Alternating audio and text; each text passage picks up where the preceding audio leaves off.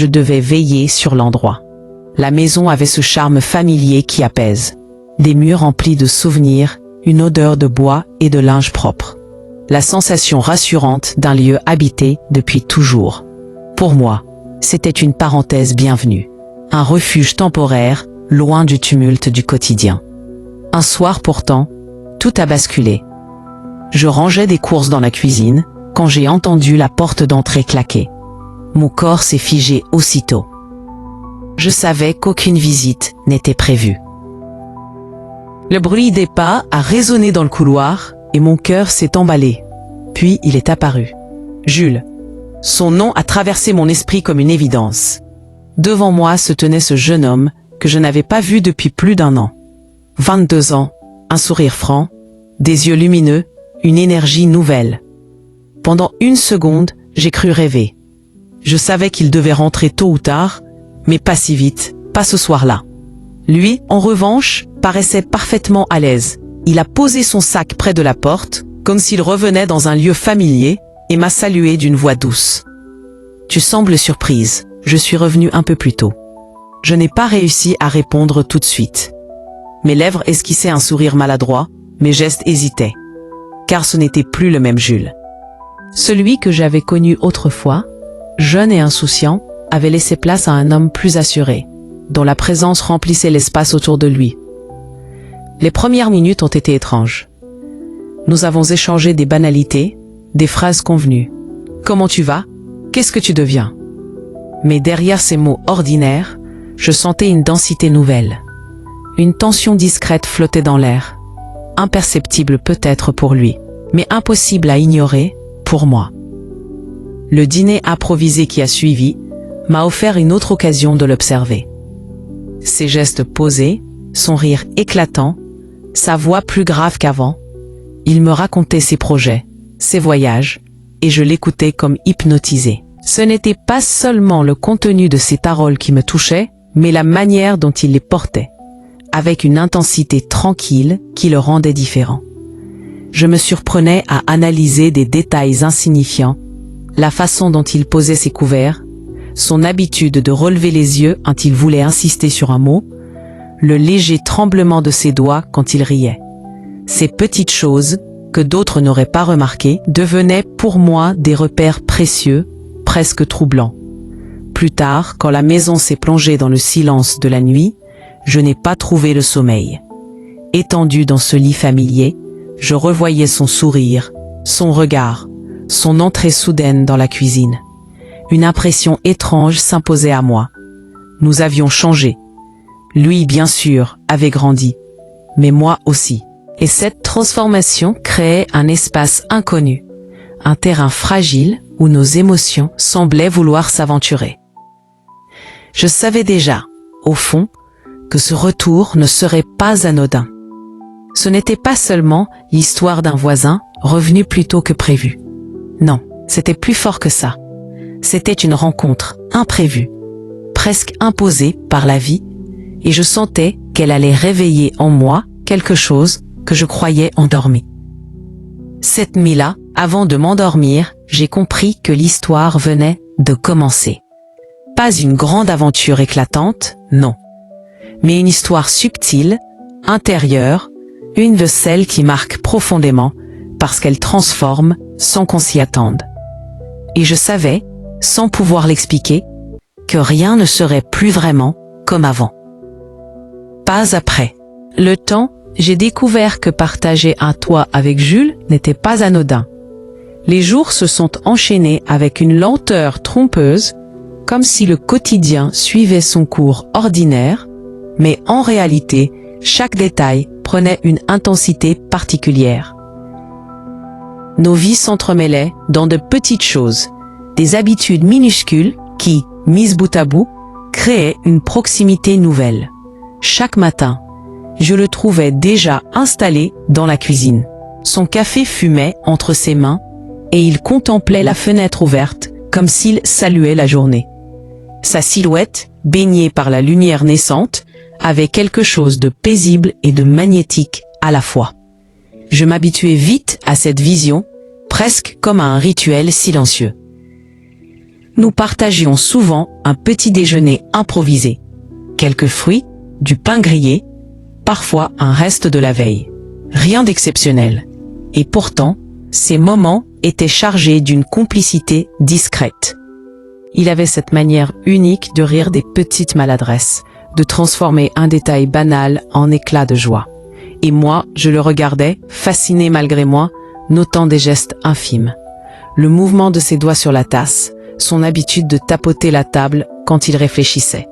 Des détails ordinaires, mais qui pour moi prenaient une valeur inattendue. Les après-midi étaient marqués par une présence tranquille. Lui, plongé dans un livre ou absorbé par ses pensées, et moi, vacant à mes occupations.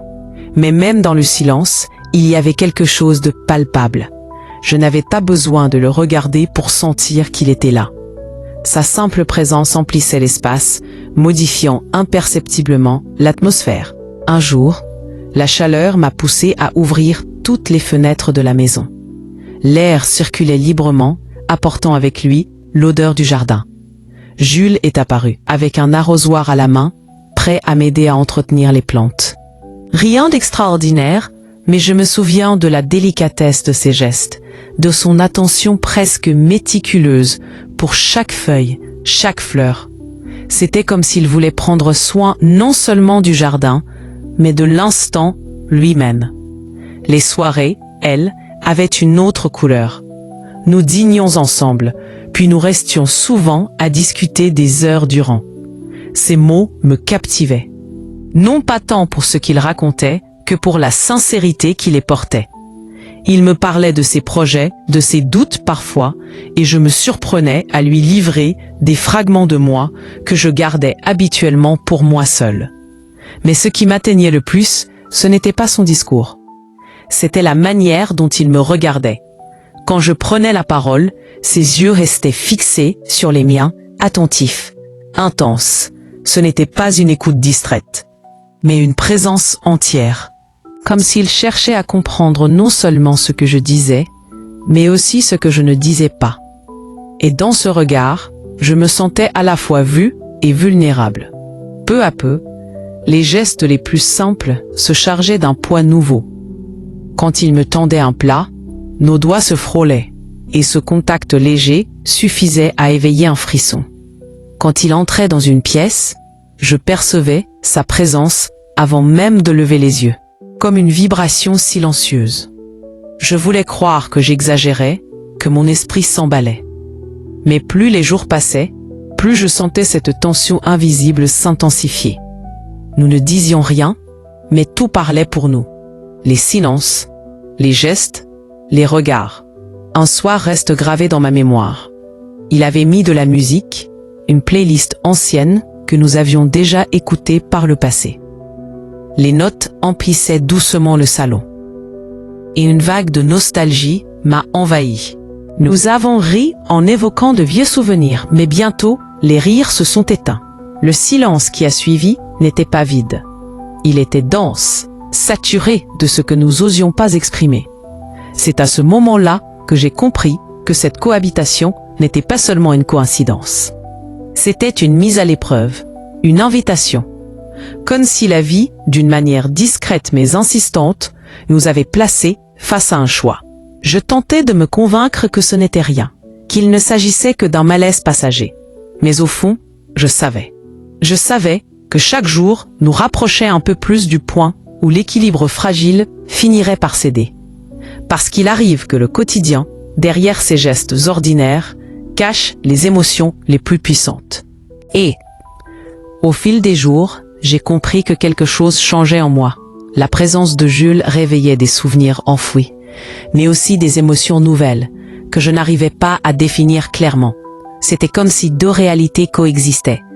Celle du passé, emplie de nostalgie, et celle du présent, chargée d'un désir que je n'osais pas nommer.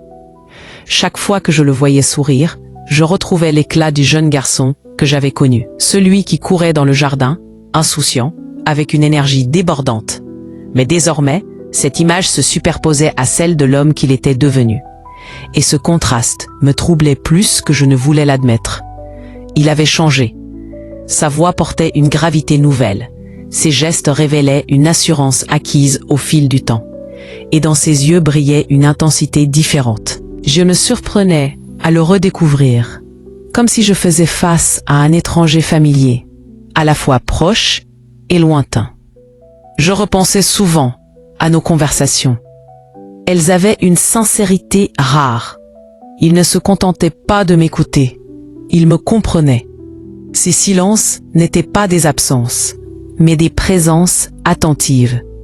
C'était une expérience bouleversante de se sentir vu avec autant de profondeur. Et derrière cette reconnaissance, un trouble plus intime s'installait. Le soir, seul dans ma chambre, je revisualisais nos échanges. Son rire, sa manière de me regarder, la chaleur qui m'envahissait quand nos mains se frôlaient par accident. J'essayais de me convaincre qu'il ne s'agissait que de nostalgie. Mais au fond, je savais qu'il y avait autre chose. Un après-midi, je l'ai observé en silence alors qu'il réparait une vieille lampe. Il était concentré, méticuleux. Et je suis resté là, caché presque, fasciné par la douceur de ses gestes. Ce moment anodin a suffi à me révéler une évidence. Je ne regardais plus Jules comme avant. Une forme de désir, timide et silencieux, s'était installée en moi. Je m'en voulais parfois d'éprouver ce trouble. Je me répétais que je me faisais des idées, que je projetais sur lui des émotions qui n'existaient pas.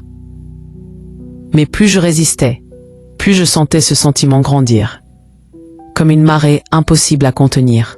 Un soir de pluie m'a particulièrement marqué. Nous étions restés à l'intérieur, la maison bercée par le rythme des gouttes contre les vitres. La lumière tamisée enveloppait la pièce d'une atmosphère presque irréelle. Nous avons parlé longtemps, puis il m'a confié ses doutes, ses failles. Sa voix tremblait légèrement, comme s'il avait peur de se dévoiler trop. Quand il a levé les yeux vers moi, j'ai vu une vulnérabilité bouleversante. J'ai eu envie de le rassurer, de poser ma main sur la sienne, de lui dire qu'il n'était pas seul. Mais je me suis retenue, parce que je savais qu'un geste, même simple, aurait eu une portée immense. Cette nuit-là, je n'ai pas dormi. J'avais l'impression que nous étions arrivés au bord d'un précipice invisible, un endroit fragile où la nostalgie du passé se mêlait à l'attirance du présent. Je savais que cette tension ne pourrait pas durer indéfiniment. La nostalgie n'était plus qu'un prétexte. Derrière elle se cachait une force plus profonde. Un désir voilé qui ne demandait qu'à se révéler. Deux voix se disputaient en moi. Celle de la raison, qui m'appelait à garder mes distances, et celle du cœur, qui battait plus vite chaque fois qu'il me souriait. Et chaque jour qui passait rendait le choix plus difficile, plus inévitable. Je savais qu'un moment viendrait, un moment où tout ce que nous retenions éclaterait au grand jour. Et même si cela me faisait peur, une partie de moi l'attendait déjà. Il existe des soirs où le destin semble s'arrêter, suspendu dans un équilibre fragile. Des instants où tout bascule, où l'on sent que l'on franchit une limite invisible. Pour moi, ce moment est arrivé presque sans prévenir. Une nuit où la maison entière paraissait retenir son souffle. La journée avait été banale en apparence. Nous avions ri, parlé, partagé comme nous le faisions désormais chaque jour. Mais à mesure que la lumière déclinait, j'ai senti une intensité particulière envahir l'air. Un poids doux mais puissant, comme une évidence qui cherchait à se dire. Jules était installé dans le salon. Un livre reposait ouvert sur ses genoux, mais je voyais bien qu'il ne lisait pas. Ses yeux passaient sur les pages sans les voir. Moi, je rangeais quelques affaires, les mains occupées, mais l'esprit ailleurs. L'atmosphère était chargée, comme si quelque chose nous poussait vers un point de non-retour. Puis nos regards se sont croisés. Ce n'était pas la première fois. Mais cette fois-ci, il y avait une intensité nouvelle. J'ai voulu détourner les yeux, mais je n'y suis pas parvenu. Il y avait dans ce regard une profondeur qui me clouait sur place. Il a fermé son livre doucement et a murmuré d'une voix basse, presque fragile. Parfois, j'ai le sentiment que tu es la seule à vraiment me comprendre. Ces mots, simples en apparence, m'ont transpercé. Je n'ai pas répondu tout de suite. Mon cœur battait trop fort. Alors, comme guidé par une force plus grande que moi, je me suis approchée et me suis assise près de lui. C'était un geste banal, mais il changeait tout. Soudain, nous étions trop proches. Le silence n'était plus un vide, mais un espace rempli d'une tension brûlante. Il m'a observé longuement, et j'ai lu, dans ses yeux, la même hésitation, le même trouble que je ressentais. Comme si nous étions deux miroirs, reflétant chacun la vérité que l'autre n'osait avouer. Alors, d'un mouvement timide, il a tendu la main vers la mienne. Ce n'était pas un geste assuré, mais une caresse hésitante, presque tremblante. Et quand ses doigts ont effleuré ma peau, un frisson m'a parcouru de la tête aux pieds. À cet instant précis, j'ai compris que nous venions de franchir une frontière invisible. J'ai senti en moi deux forces contraires. La raison, qui me suppliait de reculer, et le cœur, qui me poussait vers lui. Je n'ai pas retiré ma main. J'ai laissé ce contact durer. Et dans ce simple geste, il y avait tout ce que nous avions retenu jusque-là. Le silence, la nostalgie, le désir contenu. Il a baissé la voix, comme s'il craignait que les murs l'entendent, et a dit « Je sais que je ne devrais pas, mais je ne peux pas faire semblant. » J'ai eu un sourire presque imperceptible, un sourire qui disait « Moi aussi ». Et dans ce léger mouvement de mes lèvres, il a trouvé la force de s'approcher davantage. Tout autour de nous semblait disparaître. Le monde s'effaçait, ne laissant que cet instant suspendu, fragile et brûlant à la fois. Il a levé la main et l'a posée contre ma joue, avec une délicatesse infinie. Pas un geste brusque, pas une conquête, une caresse, un aveu muet. Et moi, je n'ai pas reculé. C'était la vérité nue. Ce que nous retenions depuis des jours venait de se révéler. Cette nuit-là, je n'ai presque pas dormi. Allongé dans le noir, je repassais en boucle chaque seconde. Son regard, ses mots, ce contact. Je savais que nous avions franchi une étape qui changerait tout. Nous ne pouvions plus faire semblant. Nous ne pouvions plus revenir en arrière. Le lendemain, tout paraissait identique. Et pourtant, tout avait changé. La maison, les objets, la lumière du matin, tout semblait familier. Mais dans mon cœur, un bouleversement discret avait laissé son empreinte. Nous n'avons pas parlé immédiatement de ce qui s'était passé. Les mots n'étaient pas nécessaires. Le silence entre nous était habité, chargé d'une complicité nouvelle. Chaque regard, chaque sourire, portait désormais un sens plus profond. Je me surprenais à repenser sans cesse à la veille. La chaleur de sa main, la douceur de son geste, la sincérité de ses paroles. C'était comme un secret précieux que nous partagions, invisible aux yeux du monde, mais incandescent pour nous. Et pourtant, au fond de moi, je savais que cette parenthèse ne durerait pas éternellement. Jules avait sa route, ses projets, ses rêves à poursuivre. Moi, j'avais les miens. Ce que nous avions vécu n'était pas destiné à s'installer dans la durée. C'était une rencontre éphémère, fragile, mais d'une intensité rare. Et parfois, ce sont justement ces instants-là qui laissent les cicatrices les plus belles. Les jours suivants, nous avons continué à vivre comme avant, en apparence. Préparer un repas, marcher dans le jardin, échanger des rires. Mais derrière ces gestes simples se cachait une intensité nouvelle. Nous savions tous les deux que nous avions franchi une frontière invisible et qu'il n'y avait plus de retour possible. Je me rappelle d'une promenade au coucher du soleil. Le ciel se parait de nuances orangées et l'air était doux. Nous marchions côte à côte sans rien dire. Puis, il s'est tourné vers moi. Et qu'il n'y avait plus de retour possible, je n'oublierai jamais ces jours. Ces mots m'ont touché au plus profond, parce qu'ils exprimaient exactement ce que je ressentais. Peu importait la suite, peu importait la distance, ce que nous avions partagé resterait gravé. Et c'est là que j'ai compris la véritable leçon de cette histoire. La vie n'est pas faite uniquement de relations qui durent, de grandes histoires inscrites dans le temps. Elle est aussi tissée de moments suspendus, d'étincelles fugitives qui marquent plus qu'une vie entière. Certaines rencontres ne sont pas destinées à durer, mais à transformer. Avec Jules, ce n'était pas seulement une question de désir ou de complicité. C'était une rencontre d'âme, un écho rare qui résonne encore longtemps après. Quand il est parti, quelques semaines plus tard, je n'ai pas pleuré. Bien sûr, un vide s'est installé. Une absence s'est fait sentir. Mais plus fort encore, j'ai ressenti une immense gratitude. Car ce que nous avions partagé ne pouvait pas disparaître. C'était inscrit comme une cicatrice invisible mais indélébile. Aujourd'hui encore, je repense souvent à cette période. Pas avec regret, mais avec tendresse. Parce que j'ai compris que la beauté de certains instants réside précisément dans leur fragilité. Ils nous rappellent que nous sommes vivants, capables d'être touchés profondément, même pour un temps court.